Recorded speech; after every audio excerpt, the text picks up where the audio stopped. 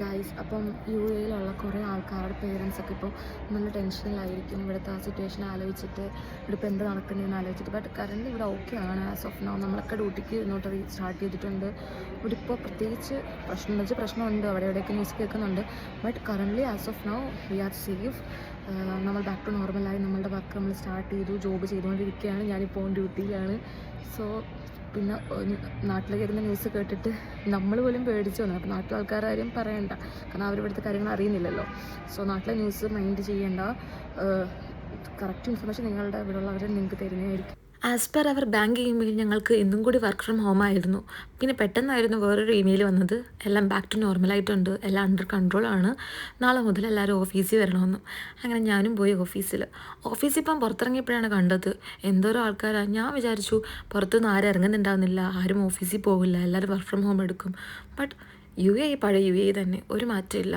നല്ല തിരക്ക് കൂടിയിട്ടേ ഉള്ളൂ. ഇത് മെട്രോയിലൊക്കെ നല്ല തിരക്കായിരുന്നു.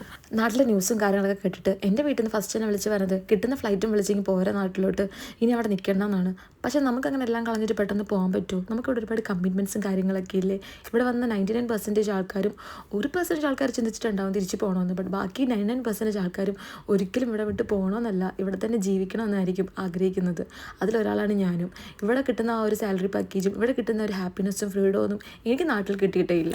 ഇത് തന്നെയാവും ഇവിടെയുള്ള എല്ലാവരെയും ഇവിടെ പിടിച്ചു നിർത്താനുള്ള വേറൊരു മോട്ടീവ്. അതുകൊണ്ടാണല്ലോ യു എ നമ്മുടെ സെക്കൻഡ് ഹോം എന്ന് നമ്മൾ പറയുന്നത്. ഇനി എനിക്ക് നാട്ടിലുള്ള എല്ലാവരോടുമാണ് പറയാനുള്ളത്, ഡോണ്ട് ബി പാനിക്, ടെൻഷനൊന്നും ആവേണ്ട. ഇവിടുത്തെ ഗവൺമെൻറ് സിസ്റ്റം ഭയങ്കര സ്ട്രോങ് ആണ്. നമ്മളെല്ലാവരും ഇവിടെ സേഫാണ്. നമ്മളിവിടെ എത്തിച്ച് നമ്മുടെ ദൈവം തന്നെ ആണല്ലോ, അപ്പോൾ ദൈവം നമ്മളെ കാത്തോളും. അതുകൊണ്ട് ആരും ഭയപ്പെടേണ്ട, ധൈര്യമായിട്ടിരിക്കുക കേട്ടോ. ശരിക്കും വീട്ടിലിരിക്കുമ്പോഴാട്ടോ പേടിയാണ്. പുറത്തിറങ്ങുന്ന ആൾക്കാരെ കാണുമ്പം പേടി അങ്ങ് പോയി കിട്ടി. ജോലി സെയിൽസ് ആയതുകൊണ്ട് തന്നെ ഫുൾ ടൈം നമ്മളിങ്ങനെ പുറത്തൊക്കെ പോകണം, കസ്റ്റമറെ മീറ്റ് ചെയ്യാൻ പോകണം, അങ്ങനെയൊക്കെയാണ്, കഷ്ടപ്പാടാണ്. സോ ഇതൊരു ഓക്കെയാണ്. സമയം 1:48. ഞാനിപ്പോൾ വേൾഡ് ട്രേഡ് സെൻറ്ററിലാണ് ഉള്ളത്. അപ്പം എല്ലാം പറഞ്ഞതുപോലെ. സോ നാട്ടിലെ വാർത്ത കേട്ട് പേടിക്കാതെ സമാധാനമായിട്ടിരിക്കുക. അപ്പോൾ വീണ്ടും ഒരു വീഡിയോ ആയിട്ട് വരാം. അതുവരേക്കും ബൈ ബൈ.